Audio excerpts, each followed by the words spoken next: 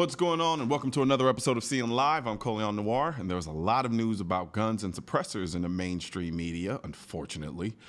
Thanks to President Trump's pro-gun agenda, but sadly, the media gets a lot of information wrong when it comes to guns and suppressors, which I'm honestly not surprised about as well. Our first guest is calling out the Washington Post for its story on silencers. It's Mike Morrison of Rare and American Majority. What's going on, man? Hey, Colion, thanks for having me on. Glad to be here, man. Hey, I'm glad to have you on. So, all right, let's jump right into it, man, because suppressors are a big thing right now. A lot of people are talking. Well, we've been talking about it for years as far as the pro-gun side of things, and now the media and other anti-gunners are starting to kind of pick it up some, and they're starting to realize what's taking place, and they're not too happy with it, so they're going on their whole misinformation agenda, so to speak. So but before we get into that, actually, let's talk about Rare, just to give some people some perspective on what it is you do and the type of writing that you do. Sure. So I'm just a contributor for Rare. I mostly cover firearms-related news.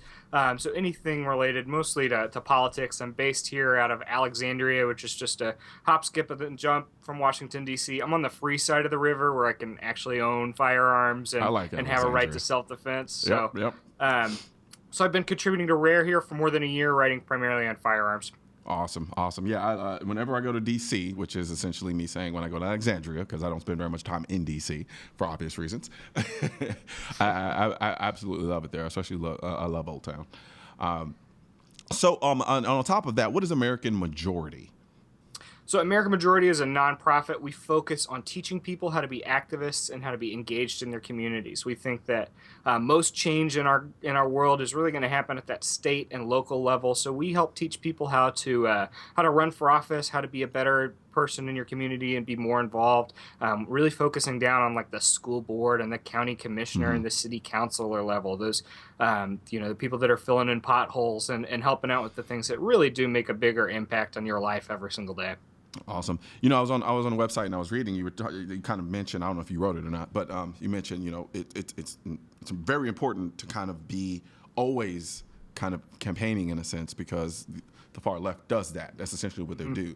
Is they're continuously campaigning. There's never any pauses, any breaks. They do it 24 hours a day, 7 days a week, whether it's overt, covert, however you want to call it.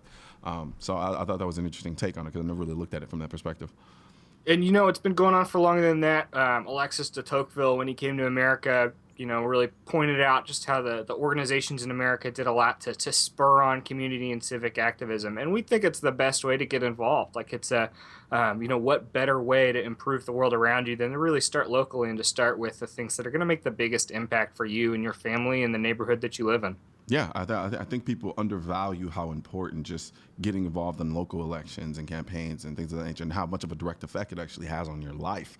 I think a lot of people, I don't want to say place too much importance, but on a federal level, it's going to take a second for a lot of stuff that you see happening there to really kind of come all the way down and take effect in your life. Sure. For more immediate gratification aspects of things. It's easy to send out angry tweets. It's easy to make a Facebook status, but that's really ultimately slacktivism. Like to really get involved and to really do things to make your community better, you might actually have to, God forbid, show up to an actual meeting and be in the room with other people having conversations. So that's the kind of politicking and political activism that we think is going to make the country better. But actually show up at the meetings, Mike, is not sexy. That's not sexy. No, then I can't, I got to put pants on and stuff. Yeah. It's just the whole But I like making cute little hashtags. That's what I like to do. It's way easier. Yeah, right?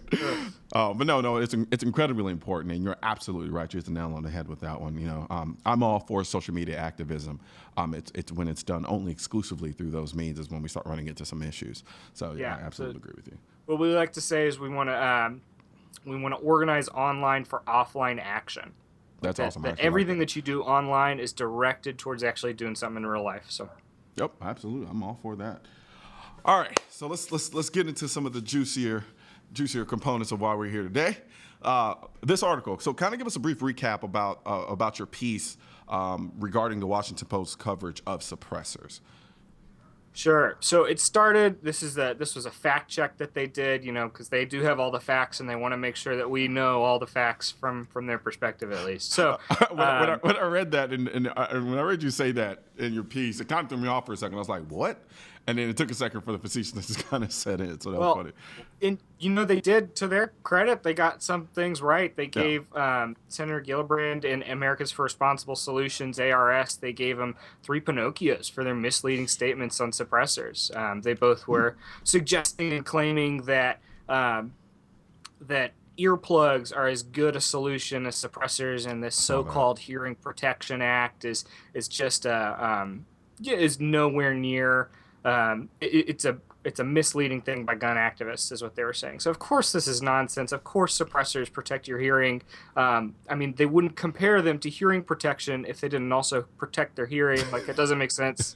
But beyond that, the Washington Post pointed out that the gun advocates have the facts on their sides, and guess what? We've got the science on our sides too. They showed the decibel readings from the amount of reduction that you get from suppressors do make things hearing safe. They do bring them into those levels that aren't going to make your eardrums bleed after you shoot inside. So the big thing that they missed, though, and that what I really wanted to point it out, is that suppressors are a tool for self-defense. Yeah. They really were talking mostly about situations, controlled environments at the range where you've got time to put on your eye and ear protection and to walk into a controlled environment and shoot paper. And that's ultimately what we know. That's not really what guns are ultimately for. They're for self-defense as well. So in a self-defense situation, you don't get to say, hold on, home invader, give me just a minute. I want to put my eyes and ears on. Just like we oppose situations where they force us to have unloaded firearms and locked away in safes. It's the same kind of concept. That's just not a tool. That's taking a tool out of our tool shed to protect ourselves. So quick question. So why do you think the media gets so much wrong about guns and suppressors now? It's a problem that they just don't have familiarity with them. A lot of them grew up in environments where they just didn't have a culture of gun ownership. They didn't have a culture of responsible firearms use.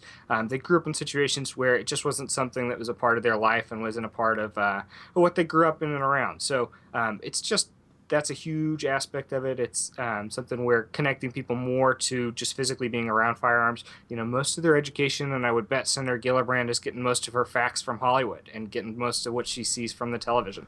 They don't call them silencers anywhere but out there. So it's interesting because it's like that same misinformation, well, in terms of the same lack of knowledge, because like you said, they're probably getting their information from Hollywood, is where a lot of people get the perception about silencers, suppressors. I use the word interchangeably. And I like to wonder sometimes whether or not, we put too much in the way of the boogeyman is out there to misinform about firearms, and if it's more so truly about sheer ignorance and thus them creating their own false narrative and running with it, because there is a certain sense of elitism in their minds from the standpoint that, I know this and I got this information, so I know more than you do in terms of anything having to do with firearms or suppressors. How much? Where do you think that percentage may lie? Do you think it's 50-50? Do you think it's 100? No, they're just out there to just mislead, misinform as best as they can, and there's just like complete conglomerate of people who sit there and systematically think of ways to put out misinformation about firearms so that they can scare people off who are kind of in the middle or undecided. What do you think? Where do you think those percentages lie? I know that there's definitely a group out of there that are advocates masquerading as reporters. They're people that have an agenda, they've got an outcome that they're interested in, and they're going to push for it. So we know that those people are out there. I think they're a little more unique than we give them credit for. I'm not sure that there's a huge a cabal of these guys out here doing this kind of thing.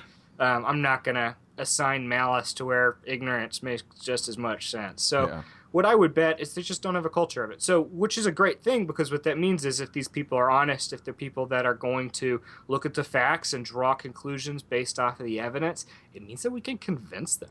Absolutely. It means that we can go and that we can evangelize to reporters and that we can bring them into gun clubs, that we can take them to ranges, that we can show them how they work. And from that, they'll do some better reporting, hopefully. So looking at yourself not as like a piece of opposition, as somebody to shut down the media and destroy the media at every chance that we can, but to be somebody that can really inform and help out and teach people new things is a better way to look at yourself. No, absolutely. I'm right there with you. I was thinking the same thing. The hard part is that you're right. There are these kind of smaller conglomerates, so to speak, where their intentions are very deliberate. And unfortunately, it's hard to kind of decipher between, are you just ignorant or are you purposely doing this? And, Sure. and especially when we start factoring in the media component of things. So it's definitely something that we kind of have to understand when we go into either conversations, when we're reading certain articles, watching certain videos, and in the way we kind of respond to them, because it's not necessarily the case I need to go in there with my Negan bat every time I see an anti-gun post. But, theoretical Negan bat. That was figurative. No, I mean, that was not literal. I definitely don't have one on the wall. No, there's definitely not. But we're gonna take a quick break. When we come back, we'll continue this conversation and kind of get into nitty-gritty about suppressors and silencers from that standpoint, just so that people understand the political climate that we're in right now.